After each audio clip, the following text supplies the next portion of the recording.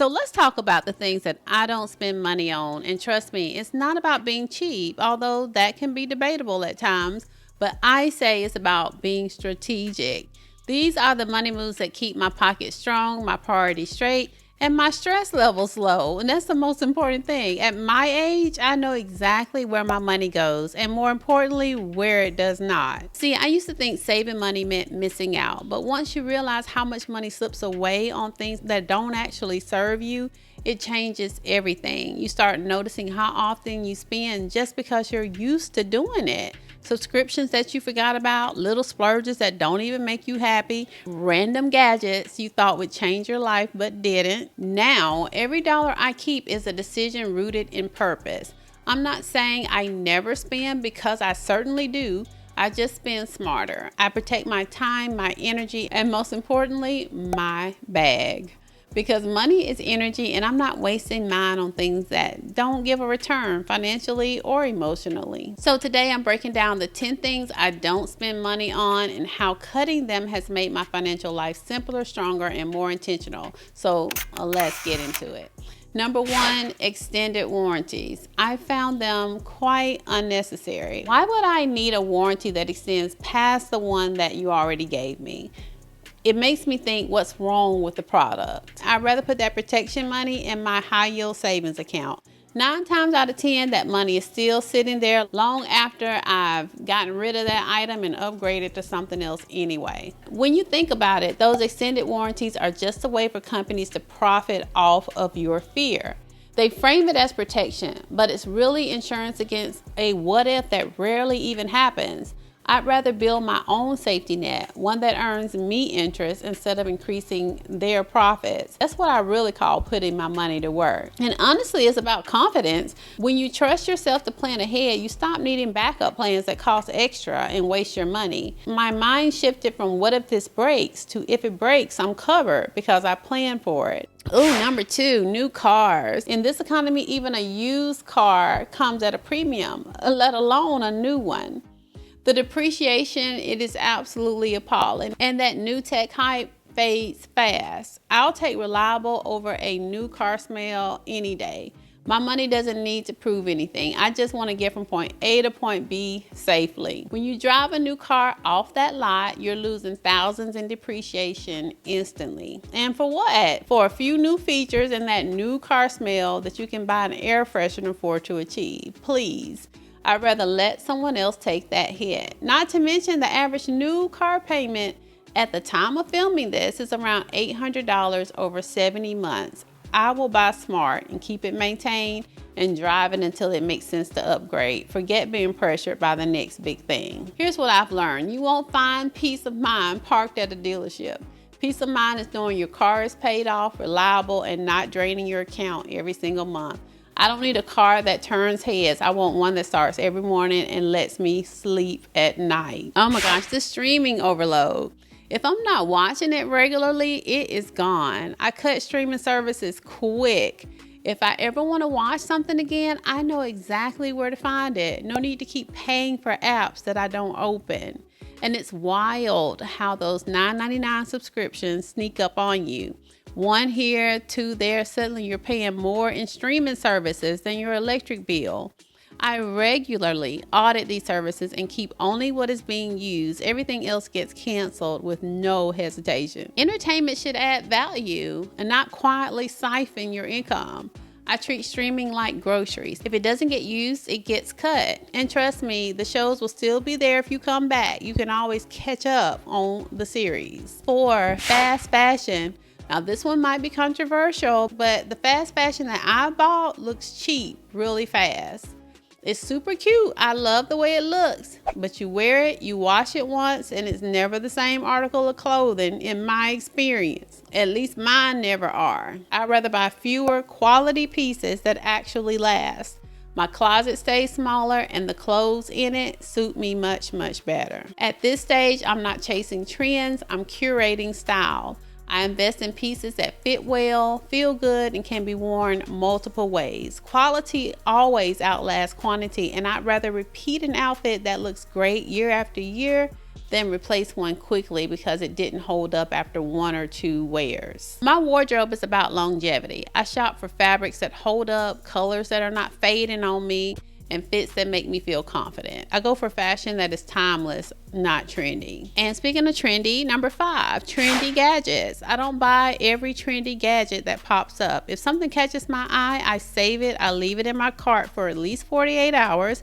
And if I still want it after that, then it's a maybe. But most of the time, I forgot that it existed, which tells me it wasn't worth it. Now, this pause rule saves me so much money. The thing is, most gadgets, they lose their shine really fast. Waiting a couple of days, it helps me separate want it from I need it.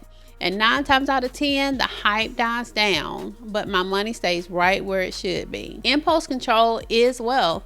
The pause gives your brain time to reset so your budget doesn't pay for your curiosity. Oh, number 6, cheap shoes. I do not buy cheap shoes. Buy the more expensive pair within reason. I'm not saying you have to buy like designer shoes or whatever, but within reason. Your feet will thank you. Get something made well so it lasts.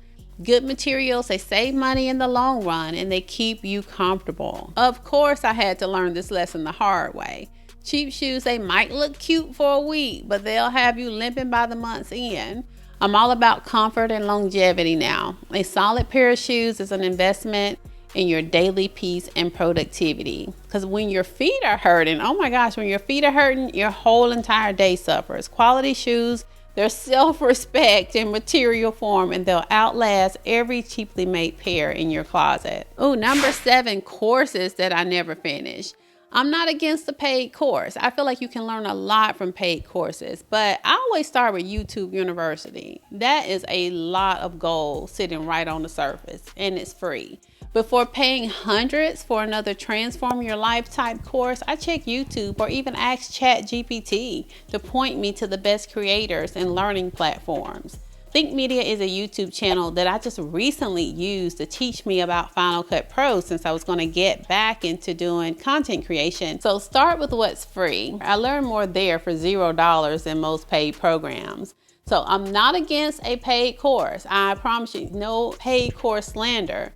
But I do proceed with caution. You end up paying for the education and then never using it. So my rule is apply what's free first. If it sticks and I want to go a little deeper, want to learn some more, then maybe I'll pay for a course. But until then, my curiosity doesn't need to cost me money. Knowledge is only valuable when it is applied. So don't pay for motivation, pay for mastery, and only when you're ready to use it. Okay, constant beauty appointments. Now this one might be another controversial take, but I don't get my nails and toes done on a regular basis. Maybe for a trip or some special occasion I might go, but not on a regular basis, not every 2 weeks. I take care of them at home. It is cheaper, it's faster, and it always fits in my schedule. That was the thing for me. It's just having time to go. And then if I can do it at home, cheaper and faster, a triple win. So a salon visit, for me, that's a treat. It is not my regular routine. And it's not that I don't enjoy being pampered, because I absolutely do. I just prefer not to pay for something that doesn't add real value week after week. I'd rather put that time and money into rest, reading, or creating something.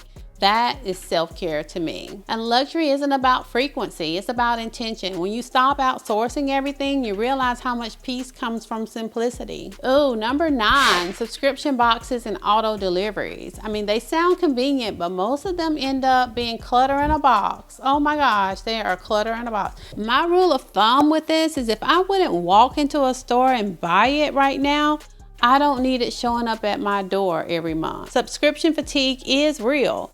These boxes convince you they're saving time, but really they're just keeping your money in their autopilot loop. I'd rather decide what I want when I need it instead of being locked into someone else's idea of convenience.